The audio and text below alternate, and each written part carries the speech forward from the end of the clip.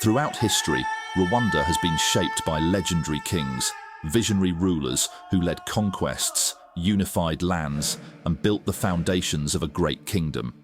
Some expanded Rwanda's borders through war, while others strengthened its culture, governance, and identity. Today, we explore the greatest Rwandan kings and their most remarkable achievements. Leaders whose legacies still influence Rwanda to this day. Before Rwanda became a powerful kingdom, it was a land of scattered chiefdoms. But one leader changed everything, who is the first on our list. Gihanga I Ngomijana, the legendary founder of the Rwandan monarchy. Gihanga is credited with unifying various clans and laying the foundations of the Rwandan state. He introduced new technologies, including ironworking, which revolutionized tools and weapons. He also established sacred rituals and institutions, such as the royal drum, meaning swimming fish in the ancient Rwandan tradition. This suggests that Gihanga's reign may have aligned with the era of Pisces. In later periods, a religious practice arose in honor of Gihanga, particularly in the northwestern and northern parts of central Rwanda. This tradition, centered around the fire of Gihanga, was kept burning continuously for centuries at the royal court, at a sacred site known as the place where the cattle are milked. Many centuries later, King Ruganzu Ndoli revived this practice at the royal court, further strengthening the Nyiginya kingdom. The fire of Gihanga was said to have been burning since his reign, symbolizing continuity and divine kingship. However, in 1932, during Belgian colonial rule, Governor Louis Pasteur ordered its extinguishment, marking the end of an ancient tradition. Predominant colonial-era oral accounts date Gihanga's reign to the 11th century and credit him with establishing the Kingdom of Rwanda. However, modern research disputes this timeline, as the descriptions of his rule align more with kings from the Bronze Age. Regardless of the exact period, Gihanga's reign was more than just a beginning.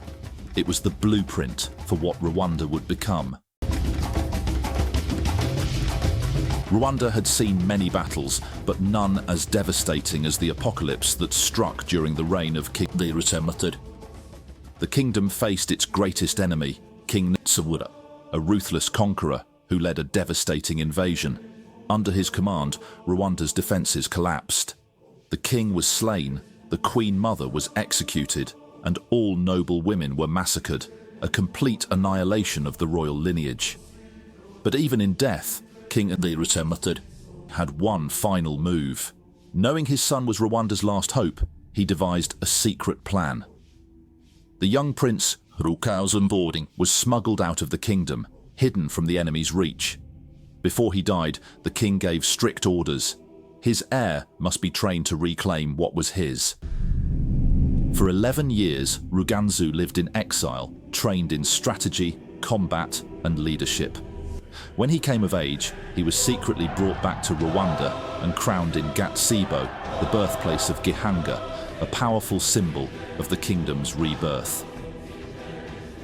To reclaim his throne, Ruganzu needed an army unlike any before, and so he formed the Cyilima, an elite force of warriors said to be the greatest in Rwandan history.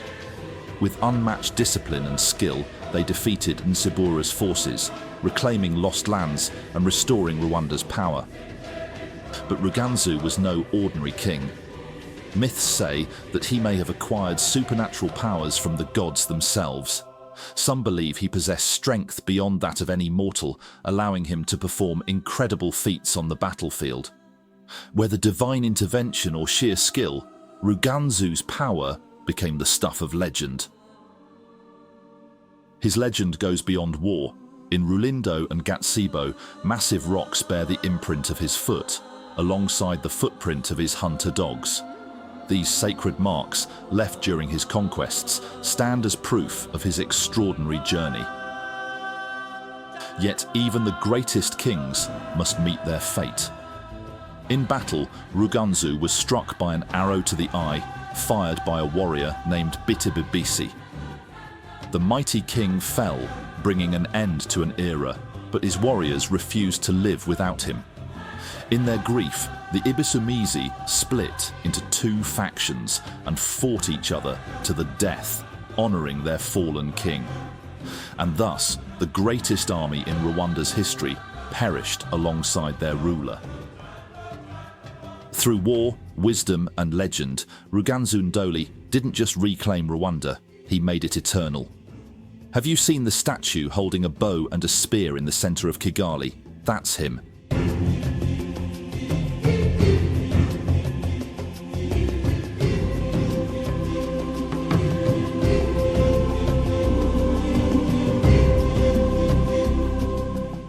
Cyilima II Rujugira Was more than a king. He was a warrior, a strategist, and a legend. His reign was one of war, survival, and absolute dominance. But before he became king, his life was marked by tragedy and resilience. Born into the royal family, Cyilima was known for his extraordinary beauty, a trait that became a curse. His father, Yuhi III Mazimpaka, who suffered from mental instability, grew jealous and confused. He forgot that Cyilima was his own son and ordered his execution. But fate had other plans. Cyilima managed to vanish, nowhere to be found. Meanwhile, Mazimpaka, still tormented by delusions, turned his rage towards Cyilima's mother and demanded her death as well. But she too was saved.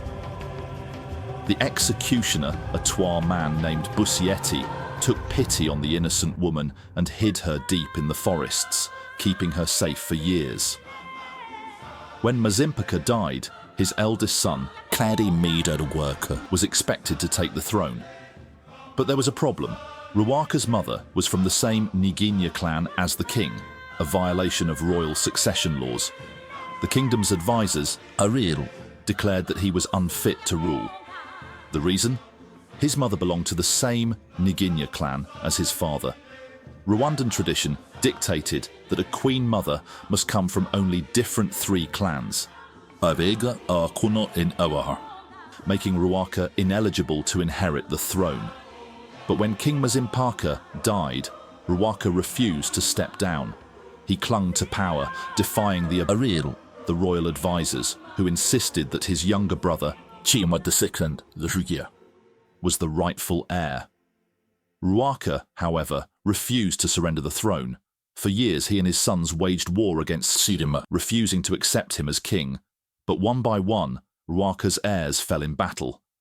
And then, in a twist of fate, Ruwaka himself fell ill and died, something many believe to be the work of God himself.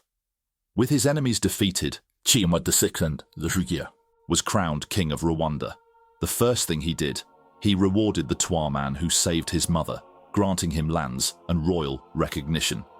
This marked the birth of the great house of Abasieti, a noble lineage that would endure for generations.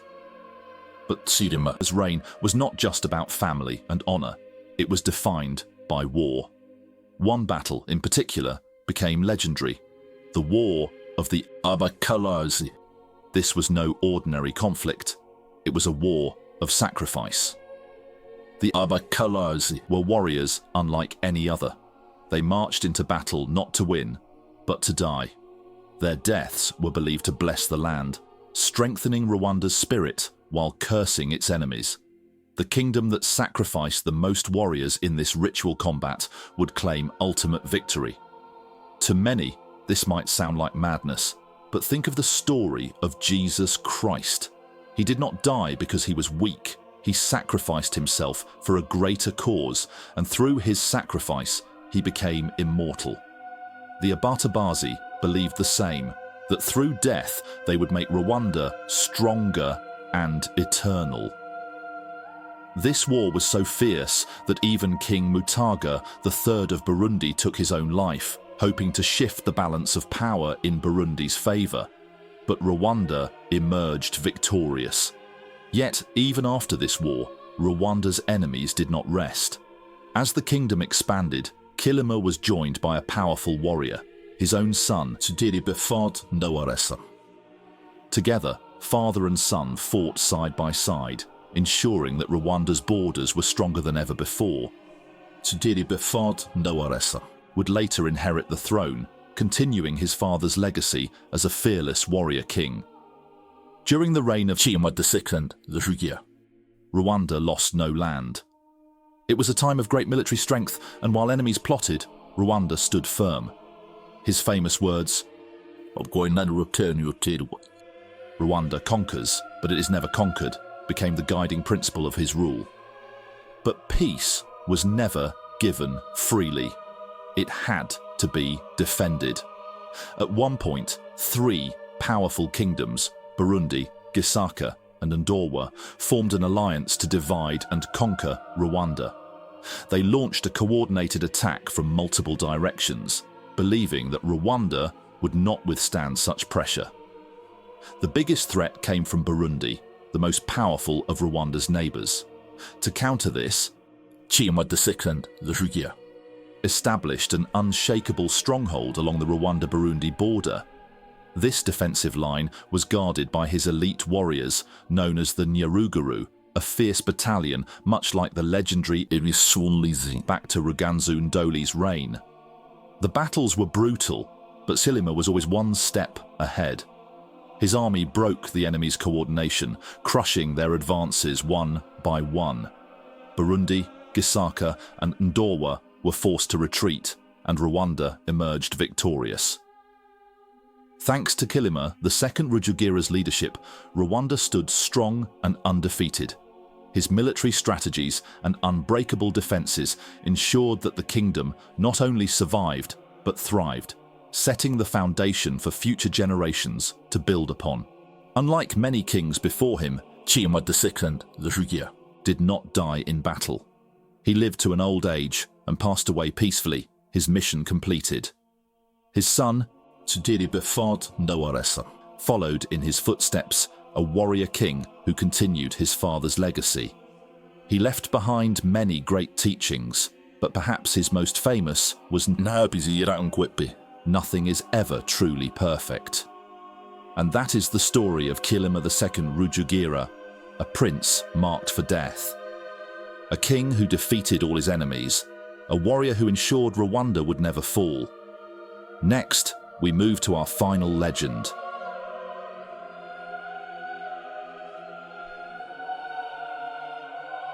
If you're enjoying this deep dive into Rwanda's past, make sure to hit the like button, subscribe, and leave a comment below, sharing your thoughts or questions.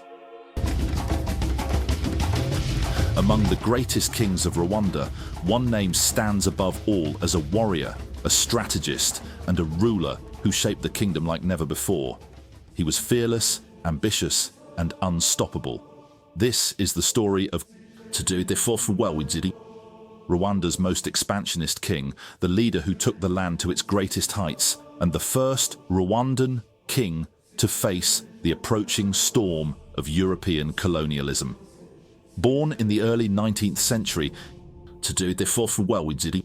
rose to power after the death of his father Mutara II Ndoli. in 1853. But the road to the throne was not easy. As with many Rwandan kings, rivals sought to overthrow him. Yet he outmaneuvered them all, solidifying his rule and proving that he was destined to lead. Once in power, Rwabugili. embarked on an ambitious campaign of military conquest. He expanded Rwanda's borders to regions never before controlled by the kingdom. His elite warriors were feared throughout the Great Lakes region. No army could match them in strength, discipline, and loyalty. Under his leadership, Rwanda stretched its influence over Bugesera, Gisaka, Bunyabungo, and parts of modern-day Uganda, Tanzania, and Congo. Fortified outposts were built along the borders, and he ensured that no foreign kingdom could threaten Rwanda's sovereignty. But Rwabugili. was not just a warrior. He was also a ruler who reshaped Rwanda's internal structure. He introduced new military and political reforms to strengthen central authority. No chief could challenge his power, and any attempt to do so was met with swift punishment, either execution or exile. He also implemented a rotational chiefdom system, ensuring that no nobleman held power in one region for too long, preventing rebellion. His reign was one of absolute control, but it also brought stability and order to the kingdom. As the 19th century neared its end, the European colonial powers began spreading their influence across Africa. Rwabugiri Was the first Rwandan king to encounter Europeans, including German and Belgian explorers. Unlike other African leaders who were quickly subdued, Rwabugiri saw colonialism as a direct threat to his kingdom. He fiercely resisted any attempt at foreign interference, maintaining Rwanda's independence at all costs. His kingdom was strong, his warriors were ready, and he refused to bow before any foreign ruler. But time was against him, and the tide of colonialism was rising. In 1895, while returning from an expedition, Rwabugiri fell ill under mysterious circumstances. Some believe he was poisoned, while others claim he succumbed to disease. His death marked the beginning of the end for the Kingdom of Rwanda and Rwanda's independence. Just a few years later, Rwanda would be placed under German control, and the age of kings would never be the same. But Rwabugiri's legacy lived on. His military conquests, political reforms, and defiance of colonialism ensured that he remained one of Rwanda's most legendary rulers. Many believe that Rwabugiri is the last true Rwandan king, particularly after the court at Ruganzu. It was there that the heir he had appointed was removed, marking a dramatic shift in the kingdom's future. But let's not forget the damage done by the colonial powers. When they carved up Africa, they sliced through Rwanda, cutting away half of its territory. The land that Rwabugiri fought so hard to defend was ripped apart by arbitrary borders. This act of colonialism has left Rwanda with unresolved issues that still affect the country today, creating divisions that remain at the heart of the nation's struggles. Kigeli IV Rwabugiri, the warrior king who led Rwanda to greatness. His name is forever etched in history as a leader who fought for his land, expanded its borders, and resisted the foreign tide. Even today, his impact can still be felt in the spirit of Rwanda's resilience. Until next time, this is Rwandan Heritage/Mythology, bringing you the past, many legends at a time.